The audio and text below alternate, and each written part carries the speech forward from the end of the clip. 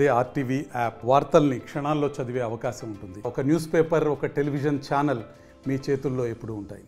ఏదైతే రాష్ట్ర ప్రభుత్వం రేవంత్ రెడ్డి ముఖ్యమంత్రి గారు కాంగ్రెస్ పార్టీ ప్రభుత్వము ఎన్నికల ముందు కానీ ఎన్నికల తర్వాత కానీ పార్లమెంట్ ఎన్నికల సందర్భంగా కానీ అసెంబ్లీ ఎన్నికల సందర్భంగా కానీ మొత్తం గల్లీ తిరిగి జిల్లాలని తిరిగి అన్ని సభల్లో రైతులకు అన్కండిషనల్ రుణమాఫీ 6 గ్యారెంటీలు అమలు చేస్తామని చెప్పేసి ఓట్లు వేయించుకొని రైతులే మరి ఈరోజు అధికారంలోకి వచ్చిన తర్వాత అన్ని దేవుళ్ళ మీద అన్ని గుళ్ళ మీద ఒట్లు పెట్టుకొని ఓట్లు వేయించుకొని నిట్ట నిలువున మోసం చేసినటువంటి పరిస్థితిని మనం కళ్ళారా చూస్తున్నాం.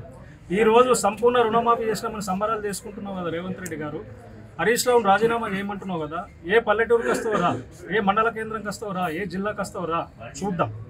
ఈరోజు రైతులు సోషల్ మీడియాలో కానీ మీడియాలో కానీ చూస్తాను ప్రత్యక్షంగా వేలాది మంది రైతులు, లక్షలాది మంది రైతులు రోడ్ల మీదకి వస్తూ ఉన్నారు స్వచ్ఛందంగా. అన్ని జిరాక్స్ కేంద్రాల వద్ద, ఆర్డీఓ ఆఫీసుల వద్ద, ఎంఆర్ ఆఫీసుల వద్ద, అగ్రికల్చర్ ఆఫీసుల వద్ద రైతు వేదికలల్లో ఎక్కడ చూసినా రైతులే కనబడతా ఉన్నారు. ఈరోజు నువ్వు చెప్పింది ఏంది, చేస్తున్నది ఏంది? ఆ రోజు కేసీఆర్ ప్రభుత్వము మన రైతు బంధు ఇస్తే 2 పంటలకు ఇస్తాడా, 3వ పంటకి ఇయ్యాడా అని చెప్పేసి అన్నావు. లాగులలో తొండలిడుస్తాను, బట్టలు ఇప్పి కొడుతాను, చెట్లకు కట్టేస్తాను. ఈరోజు ఏం చేయాలి నేను ఆలోచించుకోవాలని చెప్పి చెప్తున్నాను.